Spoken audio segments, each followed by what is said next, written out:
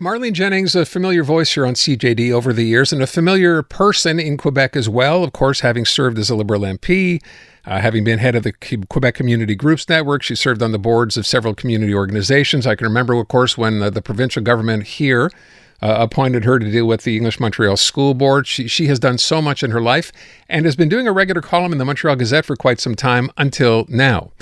When Marlene wrote her column just a day or so ago and said, "This will be my last one for the foreseeable future," we discovered, she revealed that she is dealing with a recurrence of a cancer diagnosis she first dealt with more than 10 years ago. Marlene Jennings is on the line. Hi, Marlene. Hi, Aaron. How you? Well, obviously, I'm going to ask you how you're doing. I haven't spoken to you in a little while and found out, of course, as we all did, about what's going on. But how are you feeling? I'm actually feeling okay. The pain medication that I've been given is actually dealing pretty successfully with the searing pain that I've been experiencing. So I'm actually able to sleep. Marlene, well known in my family for being 4 to 5 hours a night sleeping. Mm-hmm. I'm now sleeping 7 to 9 hours. Wow. So it's a sea change for me. But no, I'm doing pretty good. And tomorrow I actually see the radio oncologist again, and he's going to give me the protocol specifically for my treatments, dates, everything. I'm doing okay. First of all, that's great to hear. And second of all, the idea here is not to have you come on, and talk about this necessarily. I want to talk about the way you dealt with this in terms of your editorial. A lot of people at this stage, it's a difficult diagnosis to have to deal with, but you turned it completely around. And instead of focusing on that, you focused on the care that you got. And you kind of, I think you pointed at one point fairly early on, we hear stories so often about how bad the system is and how healthcare is failing in this province. And then you talk about all the things that happened to you along. So that's where I want you to start. Why did you decide to do it that way? I'm an avid reader of the Gazette, okay? That long before I had a column. And so I've been watching veteran health journalist reporter Aaron DeFell and become kind of a teenage fangirl.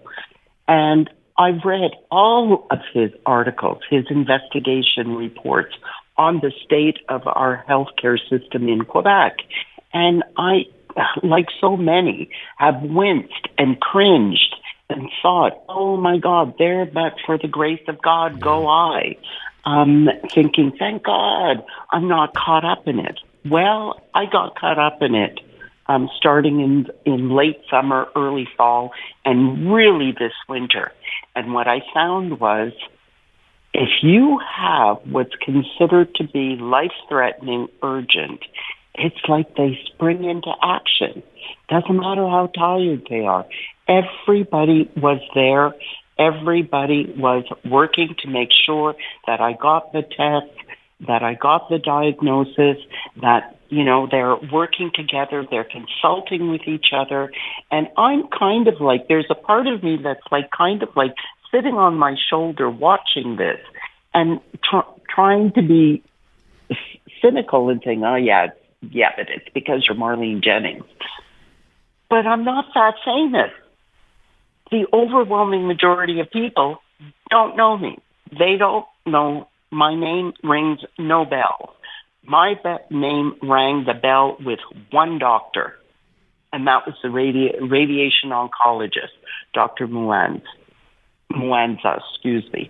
My name didn't ring a bell with anybody else, and the proof is in the pudding.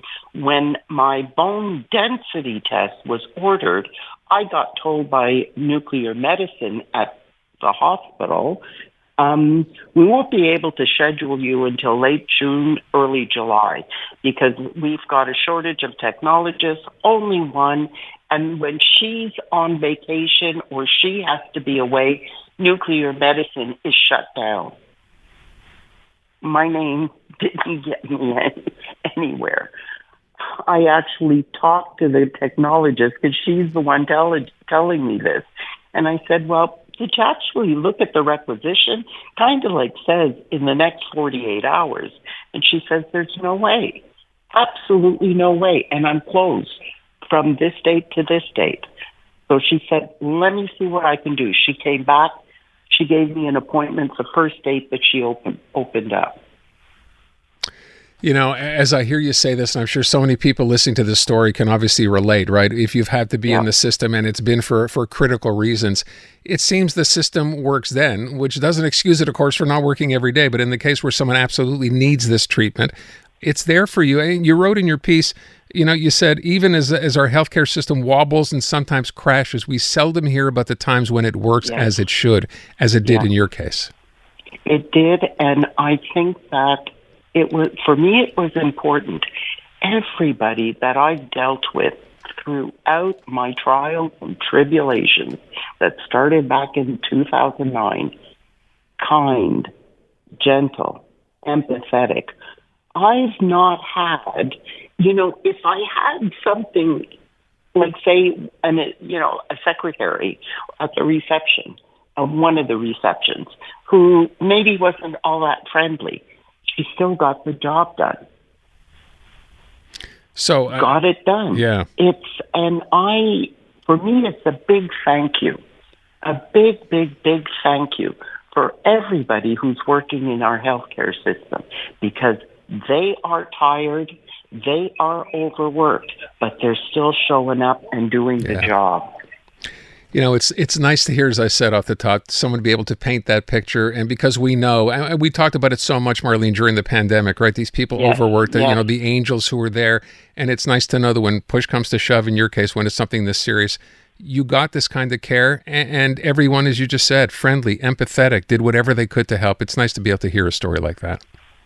I'm glad to be able to share it. And I think it's so important because people who are on the front lines don't always see in the media their stories being told, their day-to-day. And so I thought it was important, and if it helps me along the way, ain't going to say no. Absolutely not. You know, you often hear times, you know, people like the health minister, you know, talk about hospitals. We hear about emergency room situations, and people will always invariably write and say, yeah, I wonder what service he would get if he went to the hospital, or a minister would get if they went to the hospital. Well, here's, you know, your case in point, right? You said these people didn't even know necessarily who you were, but when push came to shove, you got the treatment you needed and you got it in time. And that's the message that I think more people need to hear. Yeah. That good for you for doing it. We really do get it. I would ask, you know, and I don't want to, whatever you're comfortable talking about, I know you wrote that this will be your final Gazette column for a while. What's the prognosis? What's next, and what's the outlook for you? I've been told by both my oncologist and the radiation oncologist that because all of the diagnostic tests show that it's really localized in my left hip, left groin, there's a spot on my left femur. They're going to figure out if they need to operate to strengthen it. That the prognosis is quite good. That the radiation therapy is successful 75% of the time in stopping the progression of the cancer and significantly reducing the pain. So put it this way. When I walked in, I wasn't sure if I had just a couple of months ahead of me. When I walked out of the office, I'm convinced that I've got a few years ahead of me. That's fabulous news. Yeah. Wow, what news that must have been to get. Marlene, listen, we wish you obviously all the best. Fight the fight, do what you have to do, and thank you. And I'm sure people listening who work in the healthcare system, if they could, would all reach out to thank you for acknowledging how hard they work and the fact that they're there every single day, and conditions are not necessarily the best, but they're there to help, and that's what they've done in your case. So thank you so much. Thank you, Aaron. I appreciate your support and the warm embrace. It helps me stay strong. Thank you. I'm happy to do that. Marlene, thank you, and I hope we can talk again soon. Oh, sure. Okay. Of course. Marlene Jennings, former president of the QCG, and you know Marlene Jennings.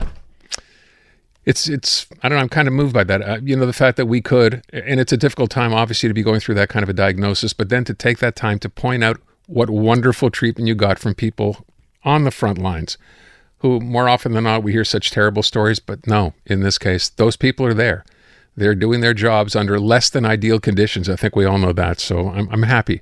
If you haven't read her column, it's in the Gazette. You might want to check it out.